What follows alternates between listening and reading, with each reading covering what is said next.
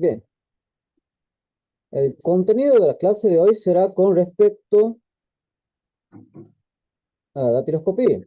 La clase que viene veremos lo relacionado a la carpeta y el armado de la carpeta técnica.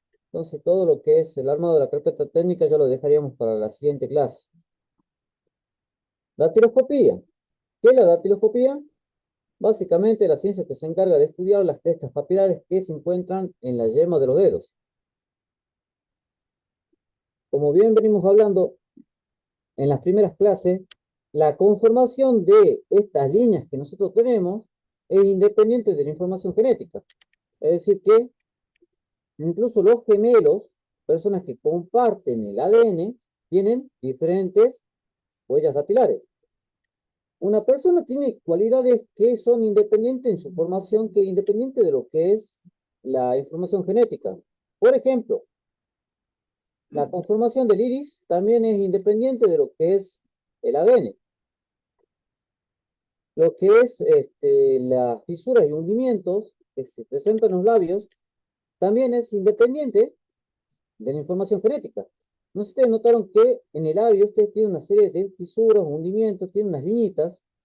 Esas líneas son únicas de cada persona. Es decir, que si una persona se pinta los labios y toca algún tipo de superficie al momento de tomar algún líquido o al momento de, antes lo que se hacía era, para comprobar si una persona enviaba una carta, lo que hacía era besarla a la carta y dejaba ese sellado. De esa manera, sabía si la persona que le había enviado esa carta pertenecía o no a esa persona. No sé si te vieron que, bueno, anteriormente, lo que era la Edad Media, se le sellaba a las cartas románticas con un beso y de esa manera, digamos, podía saber la persona si realmente correspondía o no, justamente la persona le estaba enviando esa carta. Es decir, que las personas, las personas tenemos cualidades que son únicas y que se forman independientes de la información genética. No importa nuestra estructura genética, van a tener una conformación que prácticamente al azar, el desarrollo que van a tener, la conformación del iris, la conformación de las crestas papilares que se encuentran en los dedos, al igual que las fisuras y hundimientos que presentamos en los labios. Es decir, que los gemelos, a simple vista, pueden ser casi idénticos, pero si nosotros realizamos un análisis profundo entre persona y persona, vamos a ver cualidades totalmente diferentes. Ahora bien, nosotros ya sabemos que la conformación de estas crestas papilares se genera en el tercer mes de gestación. En el tercer mes que una persona está en la pancita, se empiezan a conformar estas crestas papilares y van a perdurar hasta después de la muerte. No van a cambiar. Hasta el momento, estas crestas papilares, este mapa datiloscópico, son únicas. Hasta el momento. Y el recorrido de las crestas papilares es inmutable a través del tiempo. El recorrido no va a cambiar.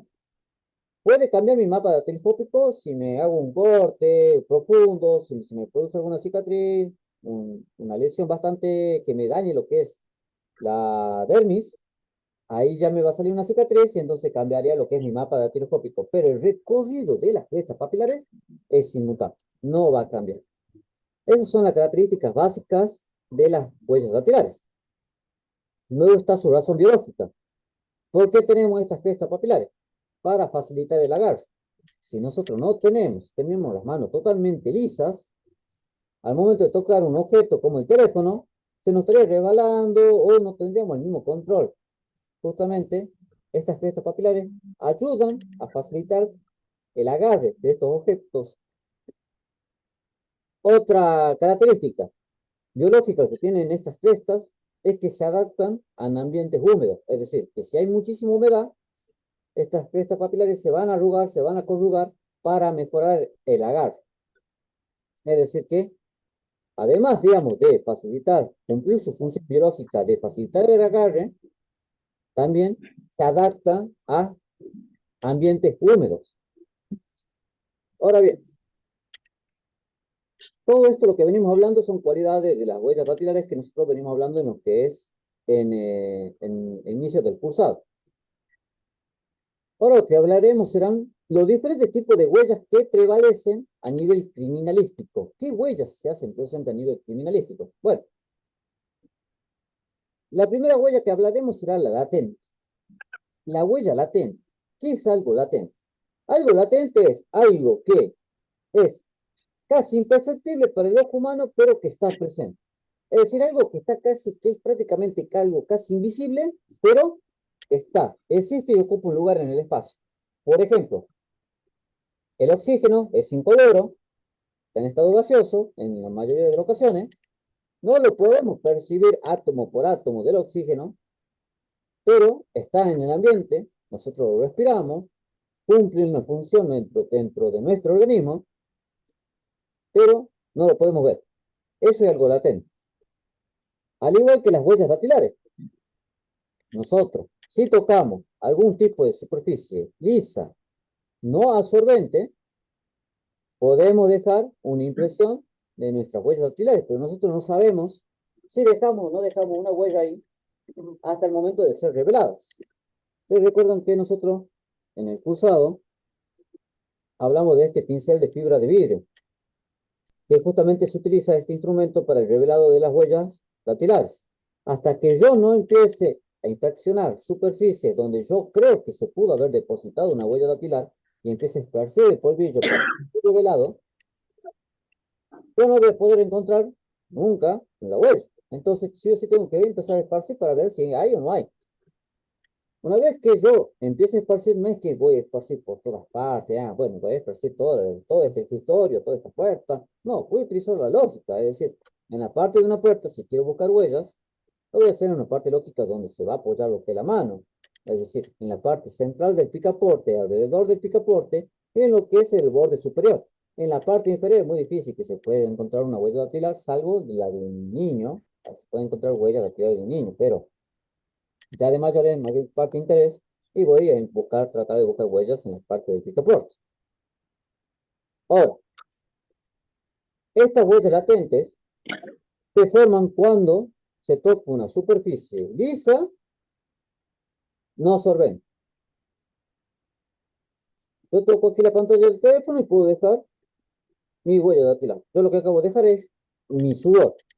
Y que por la ayuda de los reactivos, al momento de revelarlo, se puede manifestar esa huella. Hay diferentes tipos de superficies donde al momento no va a ser necesario utilizar un reactivo. Por ejemplo, en la pantalla del teléfono, ustedes vieron que tocan y ven, ahí están mis huellas dactilares. ¿Por qué la pueden percibir? Porque justamente la pantalla del teléfono le hace contraste al sudor, entonces de esa manera es como que nosotros podemos percibir justamente esta huella del tipo latente. Ahora bien, incluso ustedes en la práctica anterior llegaron a encontrar huellas en la pantalla del televisor de que se encontraba justamente en el aula donde hicimos la práctica. Bueno, ese tipo de huellas son latentes y pudieron percibirlo justamente porque estaban depositados en una superficie que le hacía contraste justamente a la transpiración, a la grasa corporal que nosotros depositamos. Entonces, este es lo latente. Características latentes que tienen que ser reveladas. Mayormente, ¿qué instrumento se utiliza para ser revelada? Sí, bueno, este polvillo, carbón triturado. El carbón se adhiere muy bien al sudor. Al depositarse así, me va a manifestar lo que es el mapa dactiloscópico. Una vez que se reveló, le podemos sacar la fotito y clasificarlo y estudiarlo a través de esa fotografía. ¿Pueden ser extraídas? Sí, pueden ser extraídas por medio de un adhesivo que se adhiere al carbón y sacar el carbón justamente que me está formando ese mapa dactiloscópico. Entonces, tiene su punto a favor y punto en contra. El punto a favor es que pueden ser fotografiadas y pueden ser extraídas. El punto en contra es que hay que más o menos adivinar, tratar de utilizar la lógica y depende mucho de la suerte de encontrar o no estas huellas. Hasta que nosotros nos esforzamos ese reactivo, nosotros no vamos a saber si hay o no hay huellas dactilares en ese lugar. Ahora vamos a pasar la siguiente, la que es la de impresión o sellado. Esta palabrita, impresión o sellado, es una palabra que ustedes ya lo sintieron nombrar, que ya lo escucharon, que ya lo vimos hablado, con respecto a las manchas de sangre. ¿Se acuerdan? Incluso en las prácticas, ustedes vieron, en la práctica anterior vieron este tipo de manchas, o este tipo de impresión. Básicamente serían esto, de pisadas. Ahora bien, las huellas dactilares de impresión o sellado serían, Primeramente, las crestas papilares tienen que hacer contacto con algún tipo de fluido, que puede ser tinta, témpera, acrílico o sangre. Yo voy a tocar con mis crestas papilares ese fluido. Bien, tengo la mano empastada, cargadas. Luego, posteriormente, puedo tocar algún tipo de superficie que puede ser una superficie lisa, como corrugada, como puede ser tela. Si ustedes bien saben y recuerdan las primeras clases, yo no puedo dejar una huella latente, una huella por medio del sudor en la tela. ¿Por qué? Porque justamente la tela lo va a absorber y no se va a manifestar esa impresión. También es prácticamente casi imposible dejar una huella completa en una superficie corrugada. Sí o sí tiene que ser una superficie lisa. Es decir, que se tiene que dar una serie de condiciones para que yo pueda dejar una huella del tipo latente en calidad de ser reveladas. Pero las huellas de impresión a sellado no me presentan esta desventaja. ¿Por qué? Yo me empasto. Vamos a poner que una persona le pego un martillazo en la cabeza a una persona, cae, se le empieza a generar charco, le toco la cabeza, lo quiero mover, me lleno la mano de sangre, y completamente mi mano empastada, toco el picaporte y como tengo tanta sangre en la mano, al momento de tocar el picaporte, voy a dejar un gran empastamiento. Voy a dejar mucha sangre en el picaporte. ¿Qué es lo que va a suceder? Como estar tan sobrecargado, mis crestas papilares, al momento de tocar el picaporte, voy a dejar muchísimo empastamiento y no se va a ver nada. Ustedes recuerdan la primera pisada, en la práctica anterior, que vieron así una pisada de un pie, pero no se notaba bien la impresión, no se veía una buena calidad, entonces prácticamente no había mucho. Solamente daba el indicio de que se encontraba en ese lugar alguien apoyó o alguien tocó en ese picaporte. A tocar el siguiente objeto, que puede ser el barandal de una escalera, que puede ser la parte de una pared, ya no voy a tener tanto espastamiento porque dejé bastante en el primer contacto que fue en el picaporte. Entonces, en el segundo contacto que haga con alguna superficie, yo puedo dejar una impresión. Una impresión de mis crestas papilares. Cuando vuelva a tocar otro objeto, quizás ya en ese momento aumente mis probabilidades de dejar una impresión un poco más nítida. Es la misma secuencia de las pisadas, en donde la primera impresión puede ser muy impastosa, puede ser poco clara, y a medida que vaya tocando algún tipo de superficie, puedo dejar una impresión nítida, clara, de mi impresión y la conformación de mis crestas papilares. Es decir, dejar mi mapa dactiloscópico en algún lugar. Ahora bien, ¿qué desventaja presenta? Yo sí tengo que tener el fluido en la mano. Tengo que tener algún tipo de tinta, empastamiento, tengo que tener algún tipo de fluido. Y posteriormente tengo que tocar algún tipo de superficie. Pero la ventaja es que ya no tiene que ser necesariamente liso. Puede ser prácticamente casi cualquier tipo de superficie, hasta esta madera que no está barnizada. Toco esta madera y yo puedo dejar una impresión. Puedo dejar incluso una impresión en tela de las crestas papilares, si tengo el empastamiento justo. Y también puedo dejar una impresión sobre una persona. Puedo dejar acá una impresión, si yo tengo el empastamiento justo y no se encuentra tan fresco este fluido, puedo dejar una impresión en la cara, en la mano, en alguna parte. Es decir, la ventaja que tiene las huellas de impresión o sellado, de las huellas dactilares, es que prácticamente puedo dejarlo ya en una gran cantidad de lugares y superficie, incluso en papeles. En papel más que nada, ustedes saben que al momento de realizar nuestras fichas dactiloscópicas, ¿qué nos hacen a nosotros? Nos pintan los dedos, nos empastan los dedos. Justamente es una tinta que se utiliza para realizar impresiones sobre algún tipo de soporte. Nos pintan los dedos, nos empastan y posteriormente nosotros hacemos una impresión sobre ese soporte. Las huellas de las fichas dactilares, estas son del tipo de impresión sellada. Es decir, que las fichas que nosotros lo haremos en las futuras clases, al momento de pintar los dedos y hacer la impresión, serán estas. Vamos a armar la de impresión o sellado, que es justamente este. ¿Qué condición necesito? La tengo que cargar con algún tipo de fluido a las manos, las piezas papilares. y posteriormente voy a poder dejar una impresión sobre algún tipo de superficie. Luego se encuentran las huellas de presión. Estas predominan muy poco criminalísticamente, se ven muy poco, muy poco.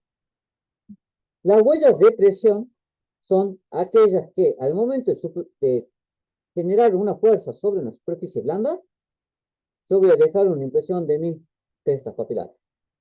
Por ejemplo, si ustedes trabajaron con arcilla, con porcelana fría, con plastilina, ustedes, o con alguna masa, también con masa de pan, dependiendo de qué tanto esté su densidad, ustedes presionaron y dejaron una impresión de su huella dactilar en ese tipo de superficie.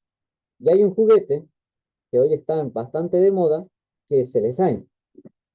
Justamente aquí está muy bien. El slime, ¿qué es? Es un tipo de material moldeable, que si ustedes, si tienen a alguien ahí de su sobrino, de sus hijos, un hermano menor, tocan aquí y van a dejar una impresión por la cámara y la iluminación, no creo que se llegue a notar. Ahí dejan una impresión a presión de las crestas papilares. Esto se suele ver mucho en lo que son en películas, que al momento de, cuando le quieren hacer una copia de una huella dactilar de alguien, pero no le quieren pintar los dedos, ¿qué es lo que le hacen? Le hacen pisar algún tipo de almohadilla, cuando está dormido, le utilizan una almohadilla, hacen esa presión y ahí, de esa manera tiene una copia de su mapa de dactiloscopio. Como le vengo, vengo avisándoles o como vengo comentándoles al comienzo, este tipo de huella prevalece muy poco criminalísticamente, muy poco, se lo ve muy poco a nivel criminalístico. El último tipo de huella que vamos a hablar hoy será el digital. La huella digital es una huella digitalizada. ¿De dónde creen que puede estar relacionado este tipo de huellas? La huella digital es una huella, un mapa dactiloscópico, crestas papilares escaneadas, nos ponen una pantallita verde, la escaneamos y posteriormente la digitalizan a la conformación de esas crestas papilares. Es como que nos sacan una fotocopia. ¿En qué momento a ustedes le dijeron presionen con el dedo pulgar la pantallita? Para el DNI. Exactamente, muy bien. La huella del DNI, la que ustedes tienen en la parte del reverso del DNI, es una huella digital. Ustedes pusieron la pantalla la escanearon y posteriormente la digitalizaron. Ahora, si ustedes son curiosos y vieron su DNI, en la parte anterior dice huella, dedo pulgar. No dice si es de la mano derecha o de la mano izquierda. Si yo cuando me dice el DNI pregunté, bueno, si me falta el dedo pulgar, ¿qué hago? Y luego tengo que hacer con el dedo índice. Bien, ¿qué pasa si no tengo dedo? Y bueno, si no tengo dedo se pone una X. Es decir, que al momento de que no, en el 2014, 12, al 2014, cuando se empezaron a hacer los trámites para lo que es el conformado del DNI, solamente quisieron armar un banco datiloscópico, pero al momento de armar ese banco datiloscópico, no pusieron mucho empeño y solamente tomaron la huella dactilar de la mano derecha. Solamente tienen de la mano derecha. Ahora, si yo lo pierdo el dedo pulgar de la mano derecha, no puedo ser identificado dactiloscópicamente por el banco digital que tiene ahora la República Argentina, el Estado de la República Argentina. O sea que mucho te sirve, de mucho, ahora mucho no sirve. Hoy en día, si uno quiere renovar o quiere sacar su DNI, tengo entendido que ya no le hace solamente que presione el dedo pulgar de la mano derecha, sino que ya le pide los 10 dedos.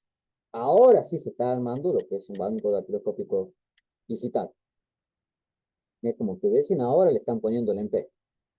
Entonces, estos son los 4 tipos de huellas que prevalecen criminalísticamente al momento de analizar un documento, al momento de revelar una huella, al momento de sacarle fotografiado una huella impresa o al momento de fotografiar una huella a presión. Hasta el momento, ¿alguna duda, alguna pregunta, alguna consulta?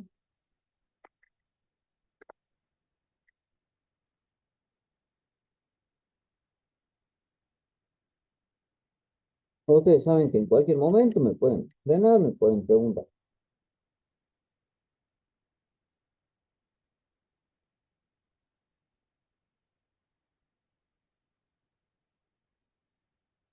Ahora veremos los que son los tipos fundamentales.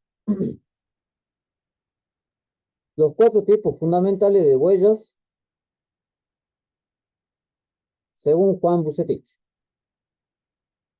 Ustedes saben que Juan Bucetich es el padre de la datiloscopía en Argentina. Justamente nosotros utilizamos el sistema datiloscópico argentino.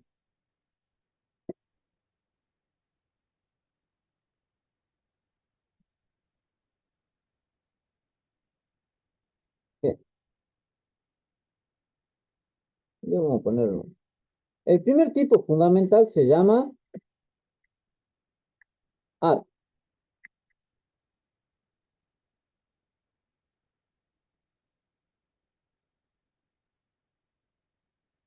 ¿Cómo es el tipo fundamental arco?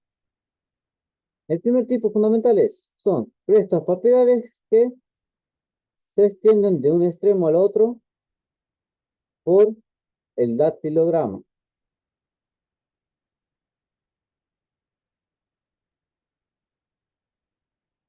Este carece de delta y núcleo.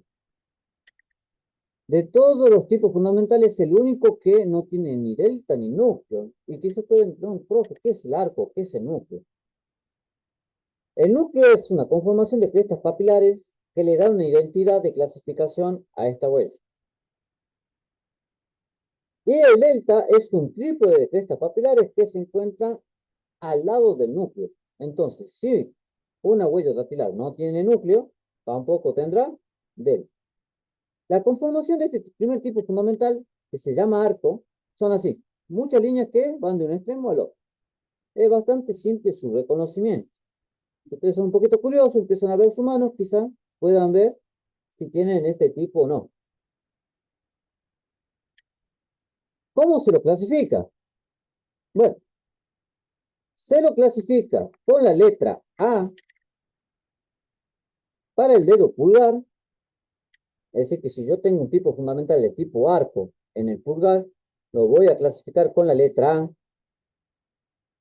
Y con el número 1, si yo tengo un arco en el dedo índice, en el dedo mayor, en el dedo anular o en el dedo meñique.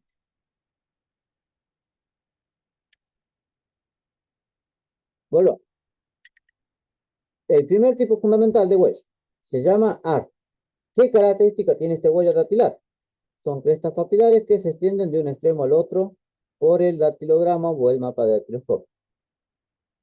Se lo clasifica con la letra A para el dedo pulgar y con el número 1 para los demás dedos.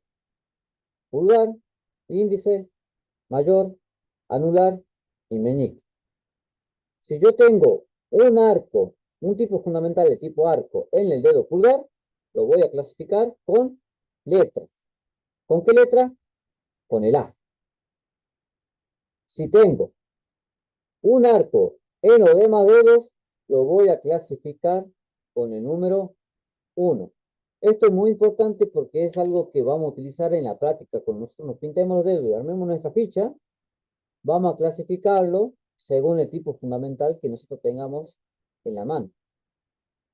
Entonces, recuerden, tengo un tipo fundamental en el dedo pulgar. ¿Con qué letra lo voy a clasificar? ¿Cómo lo clasifico?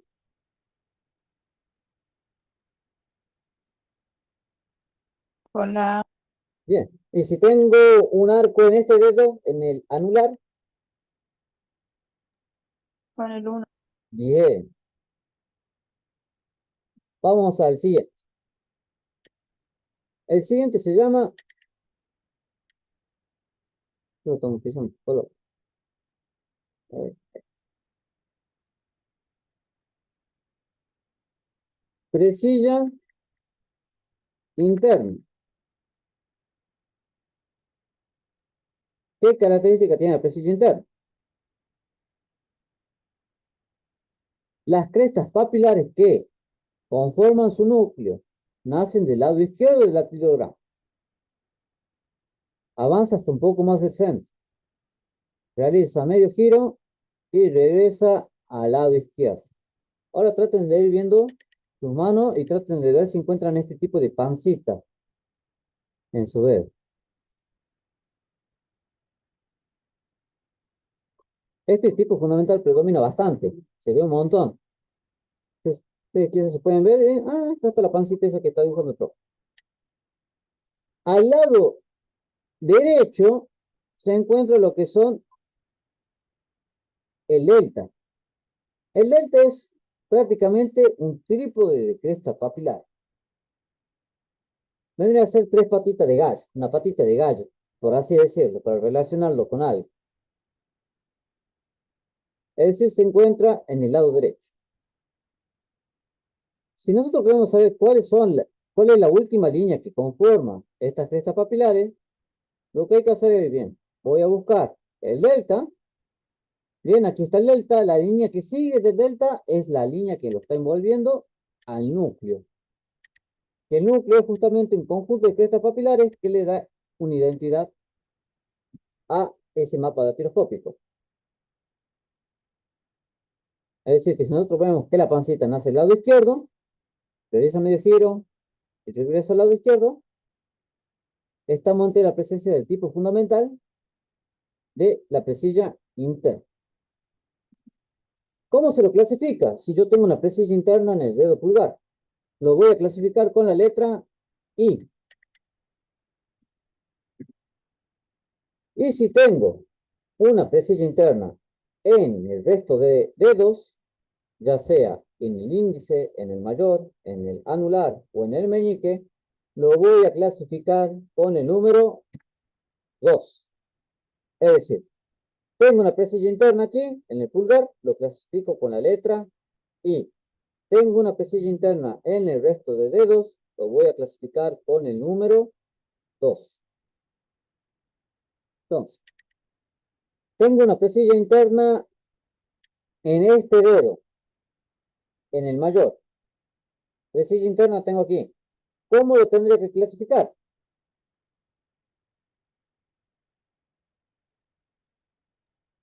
Como 2. Bien. Tengo una presilla interna aquí, en el anular.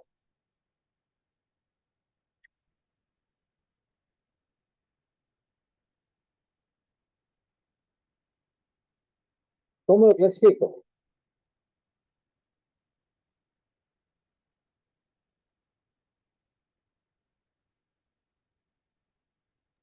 Como número 2, Son dos. Bien, bien, bien. Muy bien. Tengo una presilla interna del dedo pulgar. con la letra I, Bien. Tengo un arco en el dedo índice. Tengo un arco en el dedo índice.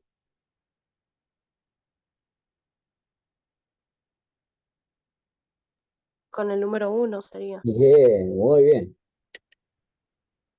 Ahora vamos al siguiente. ¿Cómo se llama? Se llama presilla externa.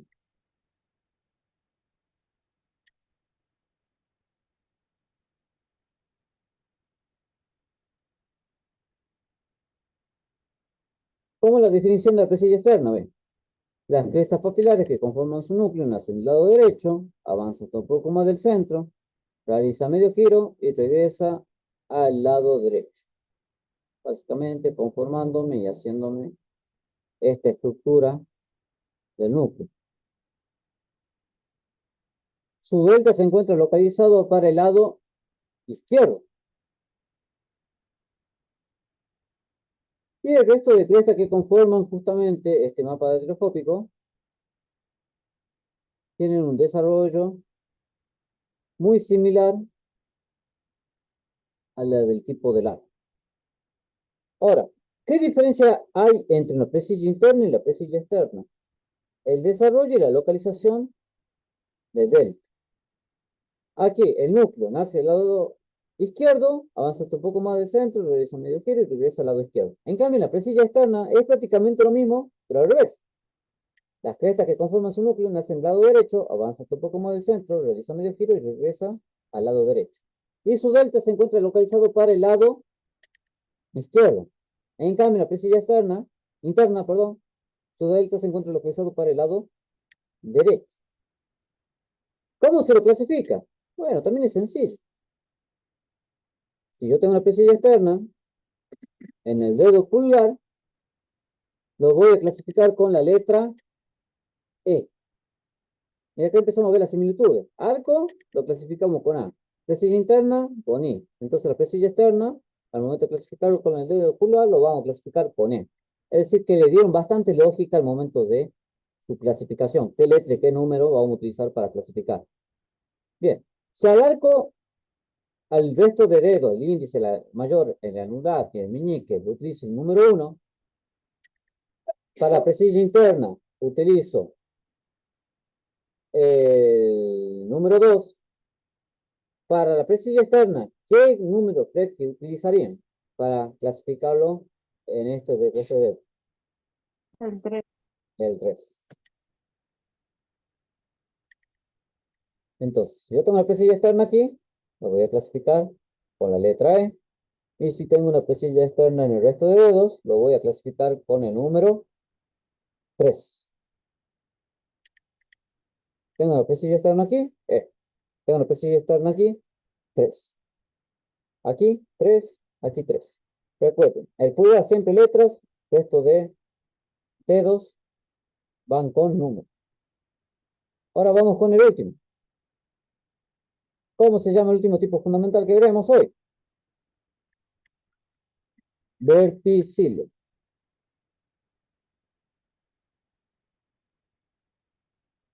Viene de vértice.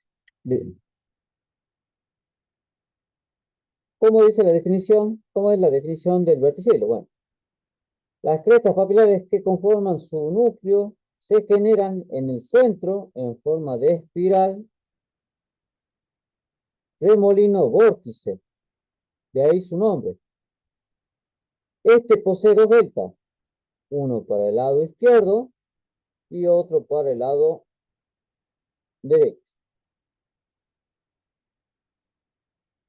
El resto de crestas papilares tiene un desarrollo bastante similar al arco, a la presilla interna y a la presilla externa. Es decir, que el verticilo, la característica que tiene es que es una especie de remolino que está en el centro, que está en el medio. ¿Cómo lo clasificamos? Bien, si al arco, para el dedo pulgar utilizamos la letra A, para presilla interna utilizamos la letra I, para presilla externa utilizamos la letra E. Para el verticilo, al momento de clasificarlo para el dedo pulgar, ¿qué letra sería lógico y conveniente utilizar para su clasificación? La O. Miren cómo empiezan. Arco, A. Presilla interna, I. Presilla externa, la E. Para verticila, ¿qué letra es conveniente? La B. La B, exactamente. Para la primera que empieza. Y para el resto de dedos, el número 4. Muy bien. Es decir, que si yo tengo un verticilo en el dedo pulgar, voy a utilizar el número, perdón, la letra B. Tengo aquí, tengo un verticilo en el dedo pulgar, voy a utilizar la B. Tengo un verticilo en el resto de dedos, voy a utilizar el número 4. Es decir, tengo un verticilo aquí, ¿cómo lo clasifico? Con la letra. B. Tengo un verticilo aquí, 4. un verticilo aquí. 4. Tengo una presilla interna aquí. Una I. Bien. Tengo una presilla externa aquí. 3. Bien, muy bien. Tengo un arco aquí. A, Bien, muy bien. Es decir, no se olviden de esto, es fundamental que en base a donde tengamos localizado este punto característico, ustedes lo que pueden hacer ahora, si son un poquito curiosos, tienen un felpón, tienen la pomada para ilustrar zapatos, pueden pintarse un poquitito los dedos, hacer esa impresión sobre un papel y ver qué tipo fundamental tienen. Lo mismo nosotros en clase haremos lo que es una ficha datiloscópica. Cada persona tendrá su propia ficha datiloscópica y la vamos a analizar y la vamos a clasificar según el tipo fundamental que nosotros tengamos en los dedos. Voy a tomar los últimos 2 minutitos que quedan de la clase de hoy para preguntarles si hay alguna duda, alguna pregunta, alguna consulta, algo que no haya quedado muy bien claro de la clase de hoy.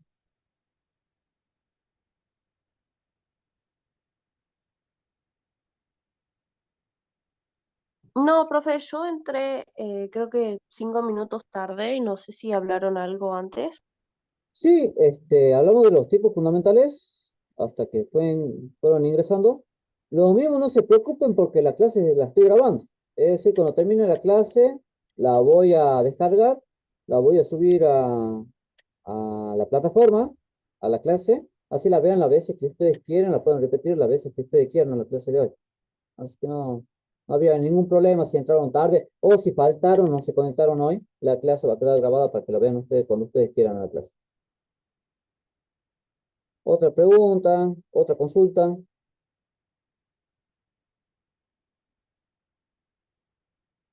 Bien, al parecer no hay nada. Bueno, la clase que viene hablamos sobre cómo es el armado de la carpeta técnica con respecto a la práctica anterior. Vamos a seguir con lo que es datiloscopía. La siguiente clase, de esta a la otra, este, vamos a armarnos nuestra ficha datiloscópica. Luego veremos lo que es teoría de suicidio. Y posteriormente tendremos lo que es la práctica de ahorcamiento. Es decir, analizar un caso, un simulacro en relación a un presunto suicidio por ahorcamiento. Bien, estaremos dejando hasta aquí. Nos estamos encontrando el próximo jueves a las 4 de la tarde, de manera presencial. Que tengan una linda tarde. chao, profe. Igualmente, chao, profe. Hasta luego.